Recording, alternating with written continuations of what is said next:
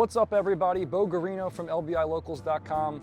Today we are at the iconic Bill Burr's Flamingo Golf in Chip Bottom, New Jersey. And we're gonna show you how to hole-in-one every single hole. We got some tips and tricks from the owner, Kirk. It's gonna be a really fun time. Come follow us along. The first hole's a real handshake opener. There's not much to it. We're just aiming left center here. I mean, if you sit here long enough all day, you'll see anywhere from 2-year-olds to, folks in their later years get some hole-in-ones here. The second hole here is a little bit tougher than it looks. These paddles here are made of solid wood. I've seen people try to power through these things. It's just not gonna work. I don't care how hard you hit the ball, it's coming back at you. Kirk's gonna have to do some paint jobs on it. We don't wanna give him any extra work. So let's avoid these paddles at all costs. And just like any other mini golf obstacle, you wanna hit it when the obstacle is down, right? So then when your ball gets there, the obstacle's obviously up. So, all right, so it's down and I'm taking it back. That's outtake number one. There we go. Third hole here is pretty straightforward. We're just trying to land it in that front bucket and it's gonna dump it into the hole. I will say that if you miss that bucket, chances are you're coming back down here. And this right here, folks, is Threesville. So we want to avoid that at all costs. So I'm gonna put it in the back of my stance a little bit and get a little poppier here. Wow, I got very lucky there. That was not a good stroke.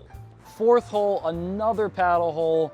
Like we said, when the obstacle is down is when we're gonna hit. This one's a little trickier. I've seen people, even better players, get caught up on this, right? I mean, I've hit that green paddle a few times in my life. A few of those dents are from me. I'm going left center here. Again, another, like I said, common theme. It breaks a little bit to the right.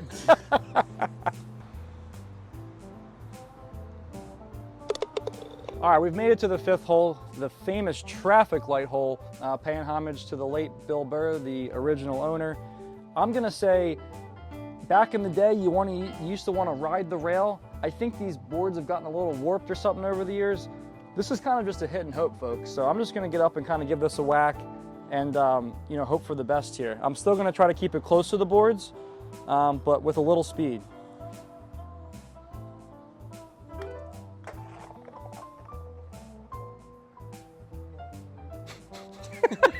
After about take 12, I'm calling it quits. We're bringing in the reinforcements. We got the owner, Kirk, here. Sixth hole's the dollhouse. This is another one that breaks a little bit to the right. So historically, the aiming point has been just inside of that left pole there.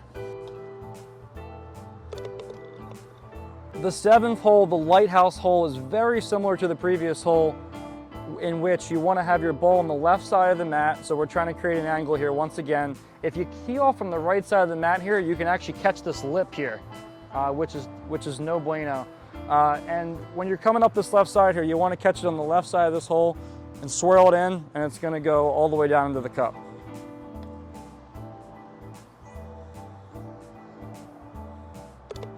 The eighth hole, the bowling pin hole, the most claustrophobic tee shot on the course by far. Key here is you want to be on the left side of the mat. It gives us a little bit more of an angle because it goes right to left. You want to be just inside of this pink pin here.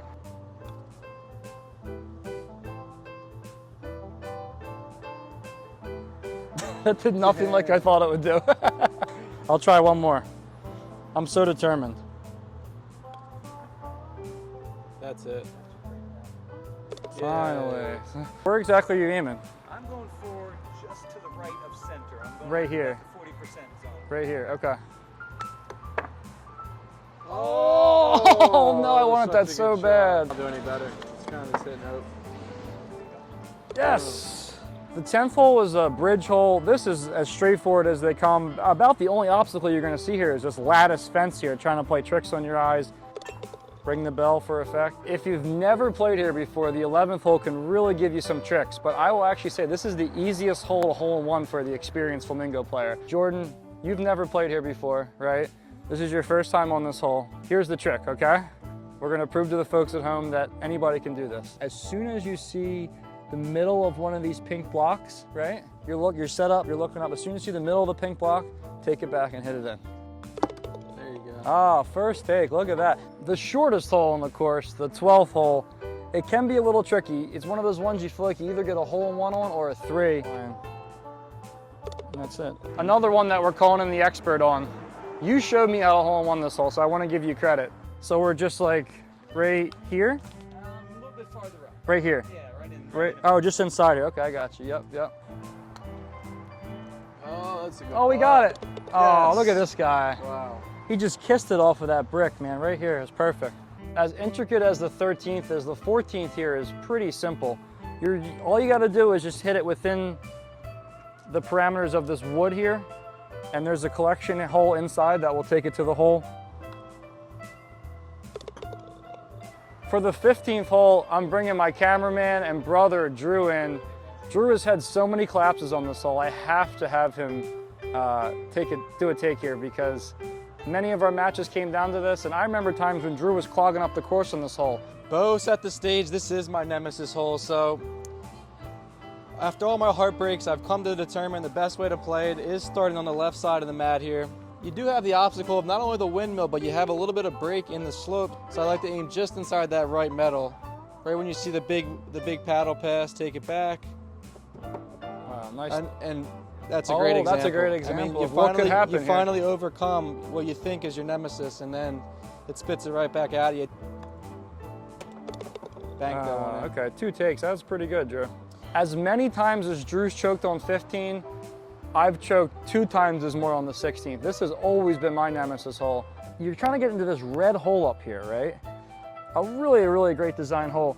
What we're trying to do is basically bank it right about this yellow wood and just let it kind of cozy in there. So this hole will really test your nerve because it's all about the speed. If you give it a little extra jolt, right, you're going right over that red hole and down there in no man's land back there.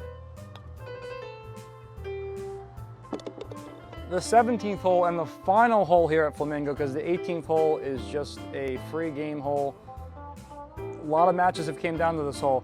And when you come here, it looks very busy, right? You got a lot spinning around.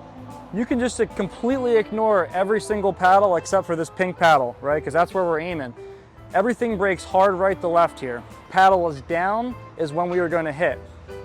Now this is a pretty fast putt too. It's downhill, so you don't have to crush this thing.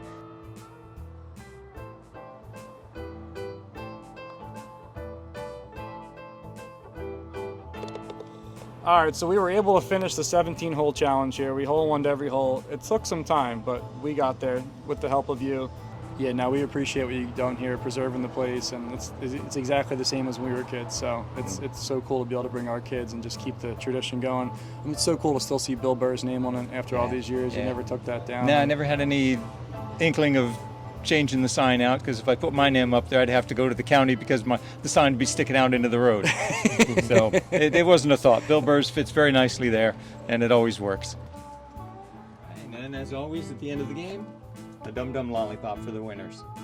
And that's for everybody. Everybody's a winner here. Everything Thank you do, you. we love coming here, Pleasure having you. and we'll see you in mid-May. I hope so. I Thank appreciate you. it. Take care now.